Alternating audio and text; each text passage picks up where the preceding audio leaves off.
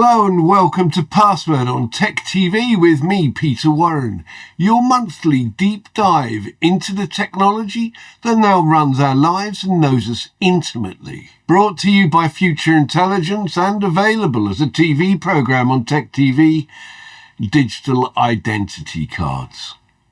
The deeply unpopular new initiative from the government that it is claimed will help some of the problems of illegal immigration and see the UK get up to speed with most of the rest of Europe, Scandinavia and countries like Nigeria. When Sir Keir Starmer, the UK Premier, announced the measure, many opponents instantly derided it as a knee-jerk reaction to the success of reform in recent opinion polls. It was decidedly odd.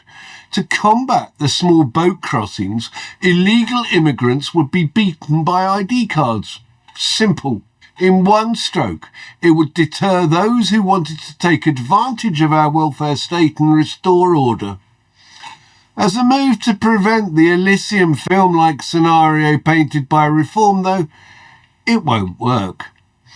In Elysium, a group of super-rich live in utopic bliss on a satellite where all illness is banished and the poor live in misery on an arid earth. A Robin Hood-like figure, portrayed by a dying Matt Damon, helps the sick and the wounded to get to Elysium, and they are miraculously healed and everyone can become a member of this blissful satellite world. Back on Earth, in the UK, to head off the wave of immigrants intent on our social service system, we will brandish digital ID cards at them, the key to the UK's Elysium. Sorted. Only it's not as simple as that. The measure has provoked alarm.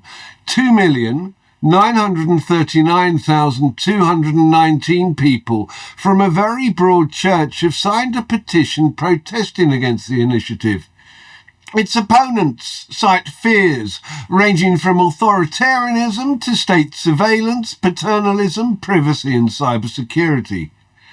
So we decided to flesh out the story because ID cards is a topic Future Intelligence has reported on from the word go. And oddly, its digital history goes back to the Conservative administration of Margaret Thatcher. One of the leading experts on digital ID is David Birch, a former professor at Surrey University, described by The Independent as a grade A geek. Birch says that we must have them, but there are issues that we have to deal with. I think the way to think this through, Peter, is you have to decouple two things. So you have to think about the need to separate that from 1950s notions of ID cards, which is how people who don't understand the technology tend to think about these things. So I think it goes without saying, we all understand that we live in a networked world now that we didn't live in before. It is just a fundamentally different world. And it's a world in which a lot of the time you have no idea who you're dealing with, or more importantly, what you're dealing with. And if we're going to protect people, I mean, you only have to watch one episode of Scam Interceptors or anything like that to understand just how terrible the situation is at the moment. I think I'm right in saying fraud is the number one reported crime in the UK. If you talk to the UK banks, they'll tell you 4/5 of the frauds that they see come from social media, etc., etc. So we all understand there's a problem. And the question is what to do about it. So do we try to fix that problem by looking backwards to a previous generation, in fact, 2 previous generations ago, and saying, well, let's give everybody an ID card, which is, in a way, is a bit like saying, well, let's give everybody a butter churn or a dial telephone or something. I mean, I'm sure many people are nostalgic for this, but it's pointless in modern society. And say instead, let's give people access to a digital identity infrastructure. So what would be the key characteristics of that digital identity infrastructure? The fundamental one is that you would not be disclosing personal information unless it was absolutely needed. And in most transactions that most of us take part in most of the time, the critical element to the transaction is not who you are. It's not, am I Dave Birch? It's, am I allowed to access this website? Is this my bank account? Am I allowed to go through that door? Am I allowed to drive this car? In other words, it's a question of credentials, not identity. And I can illustrate that very simply using the canonical example that everybody uses. If you walk into a pub and they want to know if you're over 18, you show them your driving license, whereby you're showing them your name, address, and all sorts of other things about yourself, which are completely not relevant to the transaction and none of their business. The question, are you over 18, is a completely different question to who are you? And we should restrict people to asking the questions that they really need the answers to. Now, an identity card, in the kind of 1950s sense of it, is a dumb thing. It says all sorts of things about you, and it has no idea who is actually looking at it or what they're allowed to do. Compare that to the example of how Apple, for example, is using mobile driving licenses in some US states already. The barman wants to know if you're over 18, so he displays a barcode on his phone. You scan it with your phone. Your phone says this person, whoever it is, who is authorized to ask this, wants to know if you're over 18. Is it okay to tell them yes or no? And you put your thumb or you look at your iPhone or whatever, and it tells them this person is over 18 or 21 or 36 or whatever it is to get a drink in the US. It does not tell them this is your name, address, height, weight, inside leg measurement, and everything else. So what we need to do is to extend that general principle of providing credentials to enable transactions everywhere, into all corners. And by doing that, we can simultaneously increase people's security and increase people's privacy. Now, the situation we're in at the moment is a little bit confused, I think. I think it's fair to say. Because so far, when journalists ask me, what do you think about the government ID scheme? I said, well, I don't think anything about it because I don't know what it is. I mean, you'd have to tell me what it is before I can form any opinion about it. And I have no clue what it is. And I don't think the government do either at the moment. So it's all a bit up in the air and a little bit pointless. Now, what are the origins of this? I think this is, and you'll be shocked to hear this, I think this is not a carefully thought through strategic proposition designed to enhance the net welfare. I think it's more of a knee-jerk reaction to a variety of other problems, none of which it will solve. So, to summarize all of that, do I think it's a good idea to have a digital identity infrastructure? Yes, I do. In fact, I think it's an imperative. I think it's insane to try to operate a modern society without that. Do I think we need an ID card to do that? No, I don't. Do I think the ID card as proposed will help with any of these things? I couldn't say. I haven't the slightest idea how this proposed ID card is actually going to work or what it will do. David Birch, one of the world's leading experts on digital ID, on the incredibly muddy world of digital ID. Its digital history goes back to the Conservative administration of Margaret Thatcher. Her successor, John Major, tried to introduce digital ID without success, and the next attempt was by the Labour Prime Minister Tony Blair, who has become a champion for the technology. His Tony Blair Institute has been seen as a prime mover behind the current initiative, an attempt coloured by Blair's association with Larry Ellison, the world's second richest man and the founder of the US database company Oracle. Ellison, who has been pushing digital ID cards since 2001 in the US, has donated £257 million to the Tony Blair Institute so far, and there are rumours of a further £169 million in the pipeline. Ellison has outlined his plans in the US, saying the government could create a national identification card. It would contain basic information about the holder, including their social security number, and would be linked to a federal database containing detailed personal data, such as the digital records of the person's thumbprint, palm print, face or eyes. Passengers would show their card at airports, Ellison said, and have their thumbs scanned by a digital reader to verify their identity before boarding a plane. The cards also will be instantly checked against a new national database that would link existing criminal and immigration data to screen out potential terrorists.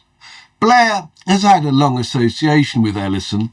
The pair had a photo opportunity at Downing Street to mark a gift of supplies to 40 specialist schools. Oracle has since been contracted hundreds of times by the British government and earned £1.1 billion in public sector revenue since the start of 2022, according to data collected by the procurement analysts Tussles. Ellison has seen the UK's NHS data as a key component of digital ID card services. In February of this year, Ellison told Blair of his interest in NHS data when he was interviewed by him via video link at the Dubai World Government Summit. The NHS in the UK has an incredible amount of population data, Ellison enthused, but it was fragmented. 2 weeks later, Blair's Institute published a report entitled Governing in the Age of AI, Building Britain's National Data Library. In it, the not-for-profit institute echoed Ellison on the UK's data infrastructure, calling it fragmented and unfit for purpose. It's an association between Blair and Ellison that many see as unhelpful, because a lot of ID experts say that there is a desperate need for a digital ID card scheme that operates in the public interest. But it gets even muddier. The UK has over 40 different ID systems ranging from passports to driving licences and national insurance numbers to NHS IDs and numerous other IDs for business. Perhaps Ellison is right. The system is definitely fragmented. It's also chaotic. During the course of research for this programme, we spoke off the record to some of the leading figures in civil service computing, both past and present, and they all spoke of a system in desperate need of overhaul. Computer systems so old that they dated back over 30 years, that used obsolete operating systems, and that are often the target of hacking attacks. In the last 2 years, the government has suffered many attacks on its computers and so far has lost the entire electoral roll, all the records of those in receipt of legal aid, and seen several MOD databases compromised. If we could sort things out, according to Alessandro Hatami, the founder of Pacemakers and a passionate advocate of digital identity systems that take the data away from government control and leave it in the hands of the subject, that means you and me, then it could have profound benefit. Well, the thing is, we live in a world of digital services, and I think if we can't identify ourselves for these digital services, we will be excluded, and we will have to pay high prices. We'll get lower quality of service, and so on. The NHS could be more efficient. Our taxation systems could be more efficient. Our financial services organization will be more efficient. And most of these people who are objecting to have their ID taken have their IDs already in all the places that I mentioned to you.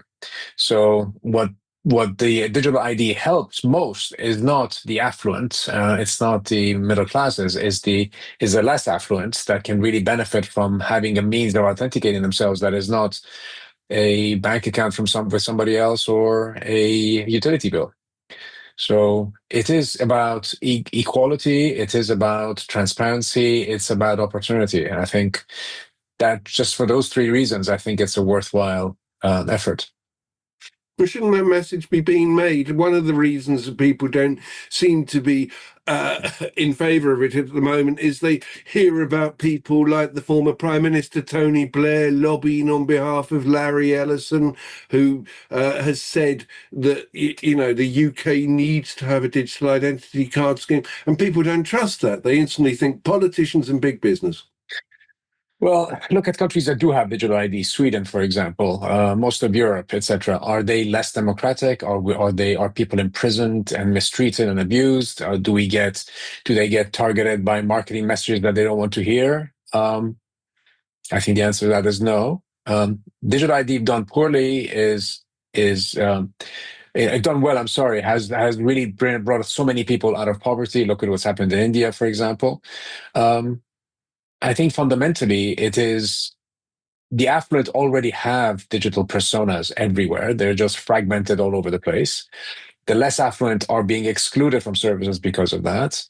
And the fact that Larry Ellison is getting involved is just a mistake by Mr. Blair. I think he could have brought a lot more people, a lot more influential people, let's put it politely, less polarizing individuals to talk about the benefit of a digital ID. And I think that's a shame. But that comes to the nub of it, doesn't it? Because I would hazard a guess that many of those people who are opposing this they don't understand it, but they claim that this is state surveillance. Does that mean that they don't understand? Does that mean that we need to get a mass information exercise going? So interesting, state surveillance. So how would that look like? So the state would know where I bank, but the state knows where I bank. The state would know what my health situation is, but the state knows what my health situation is. The state would know where I'm trying to apply for a mortgage or a loan, etc. But the state already knows where I'm applying for this. It's just being manipulated by politicians that are unhelpfully damaging the UK public by creating this noise about something that is an obvious benefit to all of us. We all have, our mobile phone number is actually a form of digital ID, if you want.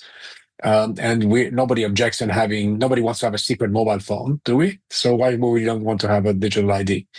Now, what the digital ID will also do, it allows to control where our ID is being used. We were able to see it. We were able to be more transparent about who's using our persona and so on and so forth. It will be impossible for people to pretend they are us and ask for mortgages and loans as countless people are getting scammed with.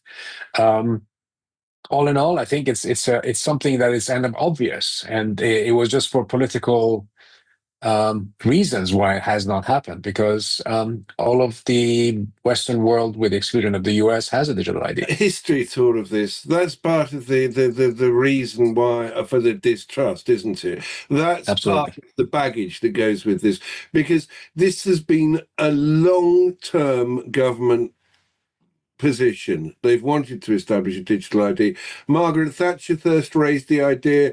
John Major tried to implement it. Tony Blair raised the idea. He tried to implement it. There were, just before the pandemic, there were attempts to try to introduce a digital ID. So irrespective of the political party, there seems to be an underlying imperative from government with a big G. You can't. Yeah. So, as you say, people can see a reason for doing it. They just haven't really properly explained the reason for doing that. I think you're so right. I think the issue is exactly the benefits have not been highlighted, and there's a lot of effort going to challenge the downside, and you don't talk about the upsides well enough. So we live in the country that we live in, and in a digital world that we live in, ID is a very valuable tool that we as individuals have to protect ourselves. It's not the way of the state to controlling us. And if the state wanted to control us, it doesn't need the ID to do that. Okay, look at what's happening in Russia. Well, the Chinese have a digital ID, but they're not using it for these purposes. If you want to be a dictatorship, you can control your people. You don't need a digital ID to do so. So digital ID just makes life easier, and we have to trust the government not to use it in a let's say poor way, and we trust the government not to do that in so many other fields. So why would we do it there too? Although that is, I mean, the big worry is this again comes against a backdrop of authoritarian history, where people think of Hitler, they think of Stalin. You mentioned China. China has been using its digital ID systems to actually discriminate against the Uyghur population. It uses digital ID, according to the China observer Isabel Hinton. She told us in an interview that if the Chinese government decides that you are persona non grata, that you can't fill up your car with petrol. You're not allowed to travel. So yes, that is the fear. That is the fear, but the issue is not the digital ID, is the government. It's not it's the there's so many other tools that they're using. The Uyghurs are not just being used, being challenged with digital ID. They're put in concentration camps. They're abused and they're mistreated and they're discriminated against. And the digital ID is not an accelerator of that. This is just it's just a means, one of the many means that they're using, but they have so many others that are even more effective, much more painful. The fact that when I moved to this country many years ago, before I became British, I tried to open a bank account here and I couldn't open one. And I had to get a letter from my employer to send to certify that I'm a real person, that I exist. And had I been able to leverage my ID, European digital ID with this, or my own ID that I would have created when I moved to this country, it would have been a trivial matter. And luckily for the bank, I still have my bank account with the same bank that I opened my account with 30 years ago. But I wish I had a choice. I could have been able to use a way of authenticating myself in a way that was not dependent on my employer, was not dependent on so many other factors that we're depending on right now. Then this comes down to trust and transparency. It comes down to me saying, yep, Absolutely. I'll get a digital ID. I want you to use my ID in this way. This is what I get in return. Some people, Sir Tim Berners-Lee, Professor Irene Ng, are propounding systems where you actually store your own data and choose what is done with that data. Do you think that's a good idea? That is a very good approach. And I think this wouldn't just be my identity, but would be other data that I have about me. So I would be able to control who gets my information, who gets my healthcare information, who gets my financial information, and so on and so forth. But we're far from that. So there's a distributed ID version of this. So it's used a distributed ledger technology. So you could have my ID would be dispersed in different locations. Then only I have the key to bring the information out and validate it. And the minute I withdraw that key, my information disappears. But that is what the future should look like. And I think it's likely that it would look like for democratic countries, maybe not in others. But the first step in that direction is to create a single authenticator for me, which I then can decide is going to be applied in a way that we described, or is going to be in a more traditional way, just allows me to say who I am. And then my data resides in different locations. But I'm aware of it, and that's the important thing. Alessandro Hitami, the founder of Pacemakers, on how adopting digital ID can lead to whole new industries and efficiencies in the UK and improve life for everyone, rather than simply being seen as a device that allows you to work. One of the main messages from Keir Starmer when he announced their introduction. It's a message of efficiency that there are many advocates for.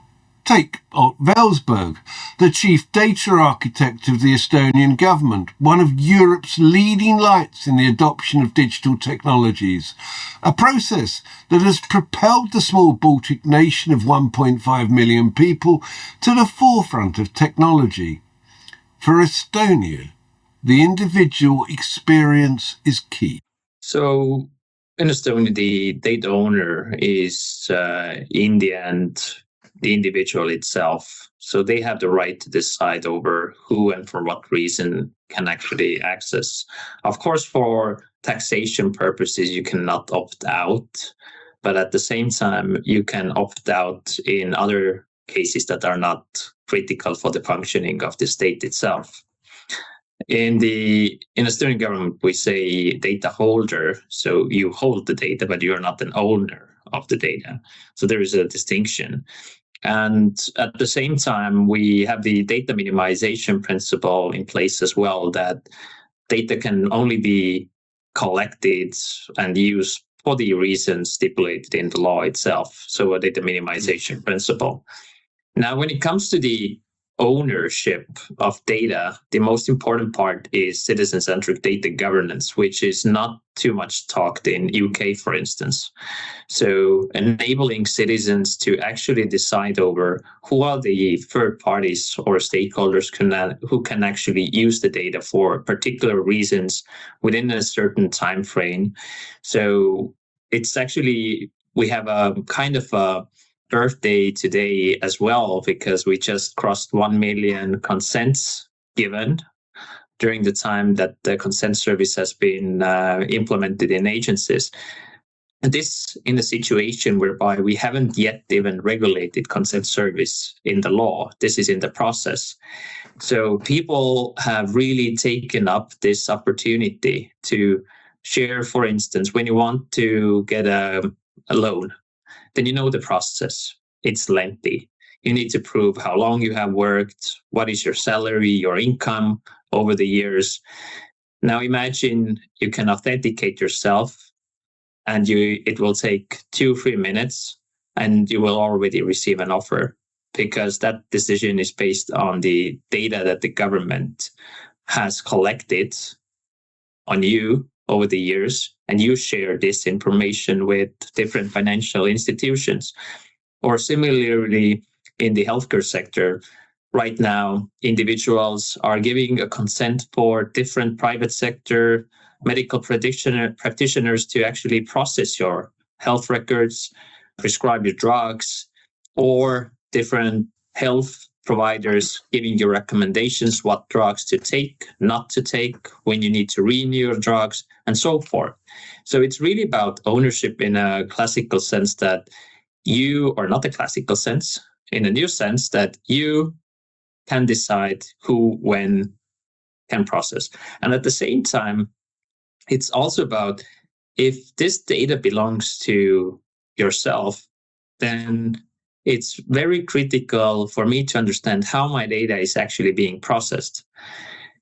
And for that reason, we have developed a service called Data Tracker, which provides an overview in the government portal for what reasons the government has processed data, by whom, and so on.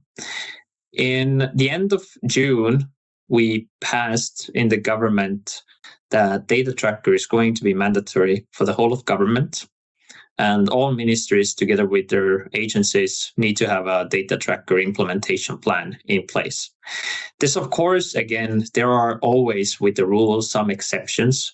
So if a criminal prosecution is taking place, you cannot find out early on that I'm under an investigation. But in all other cases, it's truly about providing transparency over how my data is being processed, giving individuals and companies a chance to share their governmental data. And now, as a third step, we are working on what we could label as a citizen digital twin, giving individuals the right to choose their preferences on how and for what reason they can receive services. If in some circumstances the government should proactively notify them, how proactive the government itself can be. So again, you control how your data is handled, in the end, what services you receive and on what terms. And at the same time, giving individuals also an overview of what data the government has actually collected on them. There are always kind of various other aspects, but the transparency, trust is one critical part, but also economical support. So when we talk about the consent service, just to give you an example, during the last 2 years, data-intensive companies have grown their revenue each year more than 16% on average. Today, they provide to the economy added value close to 5.6 billion euros. So when the economy itself is not doing the best in Europe as a whole, then companies that are actually utilizing data, they are outperforming every sector. So regardless of the sector. And similarly, when we talk about employment, for instance, those companies are increasingly hiring more and more people across the whole workforce, 2% increase or more each year. So it's about enabling a more efficient data economy. Those figures are definitely coming through. Having that good data is basically better for Estonia. Yeah, exactly. That's what we see from the companies that are investing. That's the impact. are those companies, they're allowed to buy into that data collection that you're doing? Are you giving some partnership to the people who are providing the data in this as well, i.e. your citizens? Yeah, so you process their data. So you as a citizen, you can today, I mentioned the different use cases, you can share your data, you can decide. And similarly, from the beginning of next year, we are going to extend this opportunity also to companies, businesses. So they can share their government health data with different stakeholders as well. And when it comes to government to business to business data exchange as well, then with the government, it's regulated and it can happen. So if we take a look at the number of organizations utilizing X-Road, our data exchange layer, then actually many are businesses. So when we compare central government to the number of private sector stakeholders, it's actually tilted more towards businesses. So imagine different stakeholders such as pharmacists or healthcare providers or insurance companies, and the list goes on and on. Basically, every area is utilizing the same platform, same principles. Ott Chief Data Architect of the Estonian government, on how the Baltic nation managed to get buy-in to digital ID from the population. And Velsberg touches on one very important issue.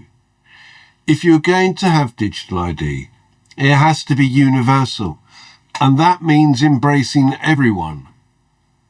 How do you make a system work where not everyone has access to technology? In the UK, around 20% of the population are in what is described as digital exclusion, according to a recent report from the House of Lords that you can find on the Future Intelligence website. Estonia's experience has not been shared by Nigeria, an unlikely nation to be associated with digital ID given its fearsome reputation for internet crime and extortion scams, but one that, according to Chioma Nwoyedike, a prominent lawyer and civil liberties activist in the country and a former advisor to the UN, who describes a Nigerian government computing environment startlingly similar to the UK. I see the immigration, the passport had their own database. You see the Independent National Electoral Commission, the INEC, the voters card had their own. Driver license, telecom banks have their own database. Jurisdiction. So we had different database. But the thing is that this system did not communicate with each other. So each agency had their own system of collecting, storing, managing the database. But there were so many issues as a result of this. Issues like we had multiple duplication of personal data, and there were consequences with that also. There were conflicting data identity profile. There were issues of inconsistent record, and there were also issues of fraud. I'm sorry to say this, Nigeria had a long history of fraud. We had so many ghost. In fact, there are also cases of ghost workers working in government institutions, where they are earning benefit without really working. We had the SIM card crimes, right? We have cyber crimes because of all this data. There were also national security concerns, right? Where unregistered SIM cards were used for kidnapping and all that. So we had a long issues because of it. And the only way we could do that was to centralize database. So Nigeria decided to have a single foundation identity, right, to clean up the mess. So that was basically one of the reasons why we decided to go on the centralized database system to have a digital ID. It hasn't worked because there's a whole lot of issues concerning the system, right? Where we even look at, let's even start from how did we decide to address this issue, right? First, in 2007, Nigeria decided to enact the law, the National Identity Management Commission, right? The law that basically the commission will be responsible to register all citizens and legal resident, right? And also, this commission will also issue like a national number, identity number to everyone, and then issue the ID card, the e-ID card at the end of the day. And aside that, we'll set the standard for like a global, as a national standard for different agencies, and then harmonize all the database. But the issue is that the implementation of the law is slow. It's slow, and this law was enacted in 2007, where in 2025, we're still having issues. And then, okay, so in 2013, right? in 2013, Nigeria decided, okay, what do we do to enforce this law? So they came up with three things. First is that we said we're going to assign the national identity number to everyone, right? And that each agency, like the bank, right, the immigration, everyone will have to use the number, the NIN number. So if you want to, like, for us that we had a bank, we have the bank account and all that before the introduction of the law, they gave us like days to ensure that we get the number and link like our bank profile to the number. So it took a while for them to regularize that. So for everyone to get that number. I remember when I wanted to renew my passport, I had to get the number, the NI number. And I had to do it like 3 times for it to work. Even to capture my thumb was an issue for them to issue that. So the issue of implementing the law is a problem. The issue of infrastructure, having the right infrastructure isn't a problem, right? That even despite the fact that we said, okay, to address this issue, let's do a centralized database, there are also loopholes to them. So it's not something that is going to work immediately. It might take a while. But looking at the Nigerian system, like our economy and all that, that was the best solution to go through. Do people trust it? Do people trust the government? What do they see as the intentionality behind this? What do they see as the motive? The motive, from the government perspective, the motive basically is to be able to ensure that, because we have a whole lot of cases of fraud, cases of identity tests, right? And we're saying, the government is saying that they want to harmonize this identity. They want to reduce fraud. They want to make service delivery more efficient. So let's go through. Then do people trust it? I'll say no, because it was frustrating from the beginning. Like I said, when I wanted to get the number, when I wanted to renew my passport for the trip I did, it took me a while, as in I had to go through, and there was a time that we had to stay for 2 days on the queue trying to get, it was frustrating to get the number. The process is tiring, right? That even though this has started since 2013, we are still struggling over it. People don't trust it. Is it working for us? No, because we still have cases of cybercrime cases, fraud, identity theft are still there. So people normally, naturally, people will push back to certain things they're not used to. It takes a while for them to adjust. The lawyer and civil liberties activist Chioma Noe-Adiki on Nigeria's flirtation with a national ID card scheme designed to eradicate fraud that has not yet delivered, simply because it doesn't work very well. So what is it about the Estonian experience that has convinced people that it is worthwhile? According to Arne Anspa, the Chief Technology Officer of the Estonian cybersecurity company Cybernetica, the key is in understanding what sort of ID you are trying to express digitally. It should be simple and functional, something that does not appear to have worked with the Nigerian model. It has to be in your interest. We have actually 3 different EID means. And how does it work? I would first take a step back and try to define what the EID is, because it's kind of like an electronic identity. And I think that this metaphor is perhaps confusing for some people, especially when people use some definition of identity as being all the information about the person, like information about you, it defines you, it is your identity. And sometimes people assume that electronic identity is basically all the information about you in electronic form, easily usable, but also easily abusable. And this is not the Estonian electronic identity is about. It's basically a technical tool that actually combines two functions. First one is a secure authentication in the web environment, very simple thing, but let's say at the nationwide level with very high level of security. And second one is a tool for giving legally binding digital signatures. So just two very simple functions bound together let's say on their own, they are not dangerous at all. But if you use them wisely at the society level, they can be very, very useful. They can really transform the way how we do the business, how we interact with government. It will streamline everything from citizens to businessmen to the government. So simple tools.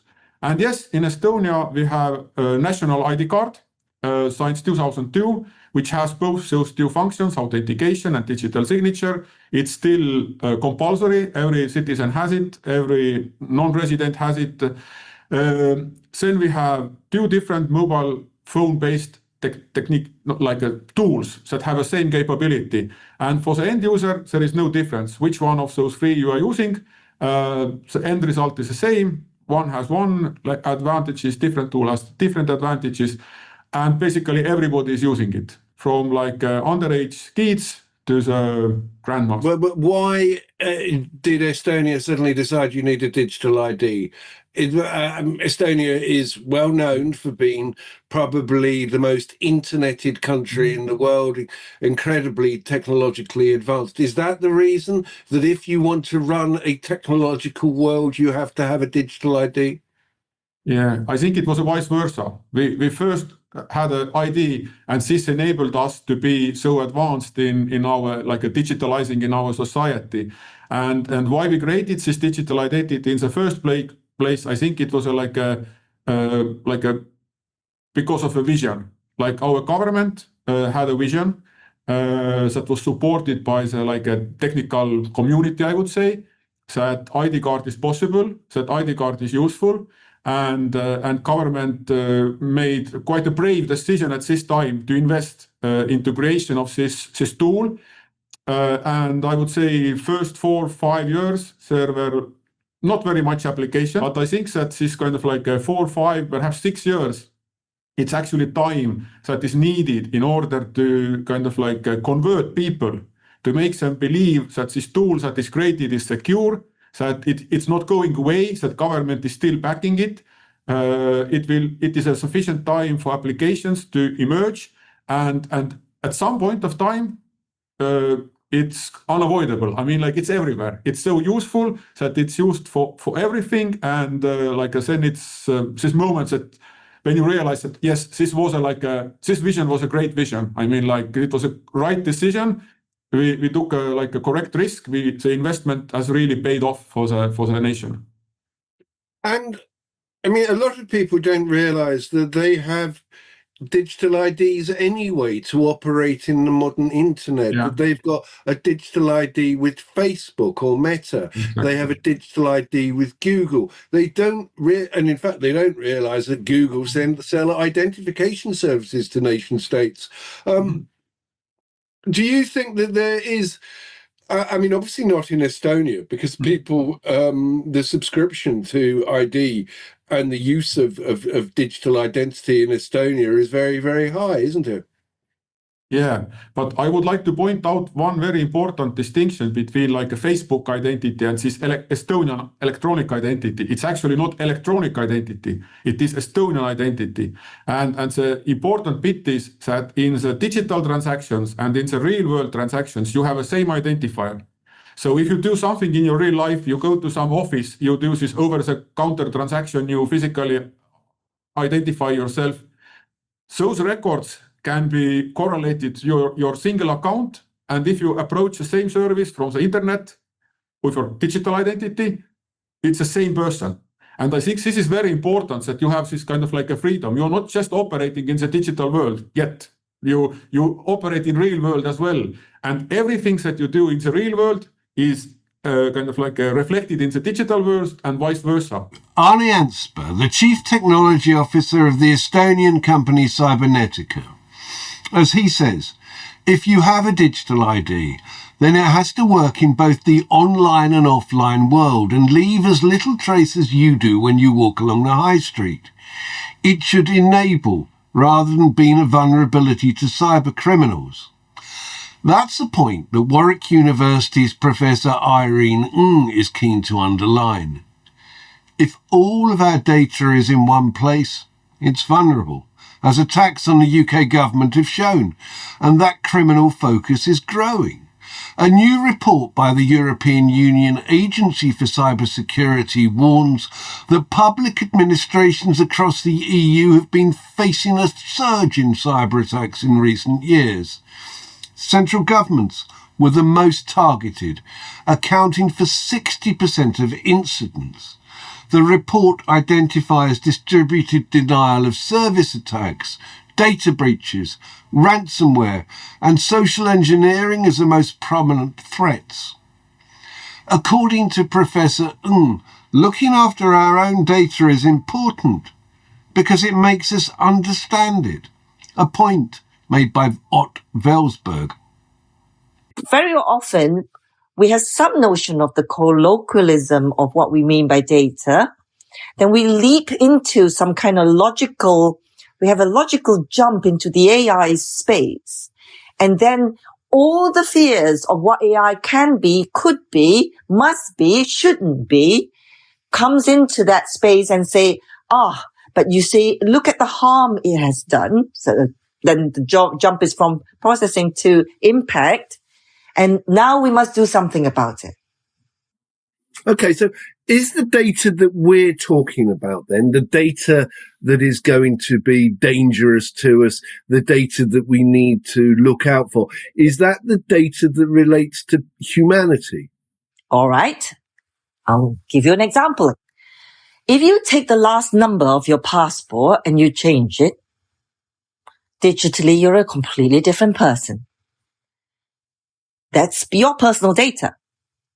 If you take the last number of your Fitbit steps today and change it, no one gives a toss. And those are both personal data. The thing about data is it has a few dimensions. One, on its own, it can be very potent, but it also can be very inert and very harmless. When combined, inert data that's personal can become very potent. Potent data, when combined, could lose its meaning in some ways. There are many cases. So we are now confusing, and you're in media, you'll understand this perfectly. We confuse the medium and the message. And we then say they're all the same thing, but they are not. Just to take your example there, let's look at the Chinese state, for example. The Chinese state could combine your Fitbit steps and your passport number and know exactly where you've gone. I mean, this is one of the accusations that's leveled against the Chinese state, is that it's this tremendous surveillance system that you now uses AI. Absolutely. So you should be then, what you're saying is, we should really try to curtail power. I believe we've been trying to do that for thousands of years. You don't need data. This is basically power. It's about power, whether it's from data or from any other means. So you said, all right, we need some regulation, but you went from the Chinese state to, what is it exactly we're talking about? Google? Amazon? That guy who just created an app that processes 3 bits of your data? Who are we talking about here? What are we talking about exactly that we're policing? Are we policing data, AI, or power? Warwick University's Professor Irene Ng, who is also the chief executive of the personal data initiative DataSwift. There are, though, some who are dismissive of moves to enable us to store our own data. The identity expert David Birch, author of Identity is a New Money, who we heard from at the start of the programme, commented that if people were given their own data to look after, they would probably hand it over to Meta's Facebook in exchange for a Mars bar. Let's hope it's one that's got proper chocolate in it, though. Perhaps this whole thing has all got a bit out of control. A bit too complex, according to Sasha Waldridge, the head of immigration at the law firm Burkitt's, who says we already appear to have the basis for a digital ID card for immigration. In that respect, not a huge change and something I'm already a little bit familiar with. So the rollout of digital ID for international people in the UK started following Brexit. So all those EU nationals in the UK that wanted to remain following Brexit had to register their status in the UK. So the government kind of started their digital ID journey with that population. So obviously millions of people there that needed to register. And then following that, which went, to be fair to them, pretty successfully. I mean, not without some challenges for some individuals, for sure, as you might expect with such a big project. But overall, I would say it was pretty successful. And then on the back of that, we've seen transformation into the current immigration system for people on things like study visas, work visas, etc. And that's an ongoing transformation that the Home Office are undertaking. So we've seen them start to roll this out. So almost anybody that's not a British or Irish national in the UK has had some engagement with digital ID already that's been supervised by and rolled out by the UK government. So that's used in a few different areas of life. So when people need to prove their right to work, that's already in play. When people want to prove that they want to open a bank account, that system's already in play. And then traveling in and out of the borders. So we're already seeing it for a very large population of people and different government bodies and different private organisations using that system. But obviously, I'm sure some push or lots of pushback from resident British and Irish nationals in the UK who don't feel themselves necessarily wanting to be subject to an ID system. But certainly there's a well-established infrastructure already there that the government can build on. Okay, so what you're saying is that the government have already got some experience of doing this and that they can use it and they can use it for the purposes that they're keen on. Do you think many of the people we've interviewed have said, look, Scandinavia's got very usable ID card schemes. Europe's got usable ID card schemes. Why is there pushback from people in the UK? What's the problem? I mean, do you think it's good? Do you think that it works? We need to understand what's the purpose of introducing this scheme, because yes, it's very possible to roll one out, but why are we doing so? Arguably, we already have a scheme whereby you can prove your right to work.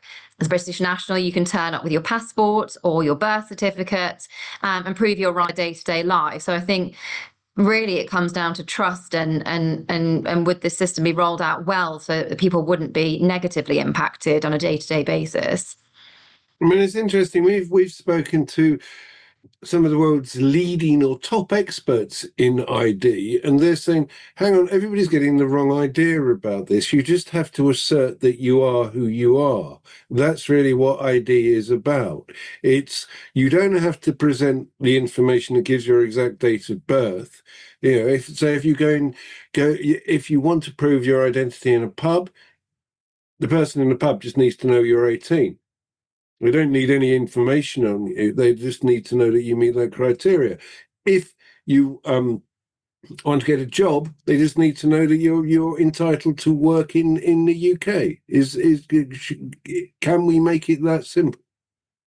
Well, I mean, I'm not the infrastructure expert. I mean, you would hope so, that there should be ways of compartmentalizing that data.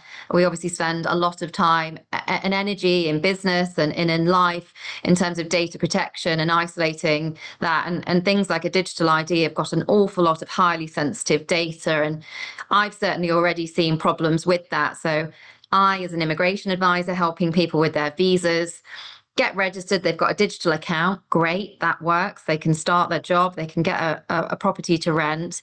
But then later down the line, as their immigration lawyer, I receive emails from the NHS for clients with some of their, appointment details, and that's none of my business. So that's me as a breach of data security, and there needs to be better checks and balances in place, I think, really. And I think that on a wide scale basis would cause a lot of concern for people. And I think that's where that comes from. I mean, it's interesting, isn't it? You take right to work. Well, theoretically, a national insurance number should really be all that you need as a right to work, because that's essentially where everybody codifies whether you've made your national insurance payments, state pension, so on and so on and so on. But the point has been made to us that the government currently has somewhere near around 24 different identity services that exist within it, whether it be your NHS account, whether it be your driving license, whether it be your national insurance number. The list is endless. Do you think that could be codified? Do you think that could be made simpler? Again, going to this point, one of the people that we spoke to said, what you really should have is Doctor Who's magic paper that he just held up and it became whatever credential was necessary for that particular moment. I think that's what, ultimately people want something that's easy to use. They don't want to get blocked out of systems. And I think, that's part of the debate around ultimately whether or not this is voluntary or mandatory. People might push back at it being mandatory from the offset, but when it makes life easier, you will get voluntary enrolment quite quickly, I'm sure. Mr. Waldridge, head of immigration at the law firm Burkitt's, on an immigration system that we already seem to have. That being the case, should we not really put pressure on the government to think again? If so many people are advocating for a national digital ID card scheme for the 21st century, and if it can deliver so many benefits, then shouldn't we really make sure that it works for us? You've been listening to PassW0rd, written and presented by me, Peter Warren, and produced and edited by Blue Buffery for Resonance FM and created by Future Intelligence. To find out more about the high-tech issues now running our world, go to www.futureintelligence.co.uk. PassW0rd is now available as a TV programme via our sister organisation TechTV on www.TechTV.Live, where it's edited by Bill Mew. Thanks for listening. Goodbye.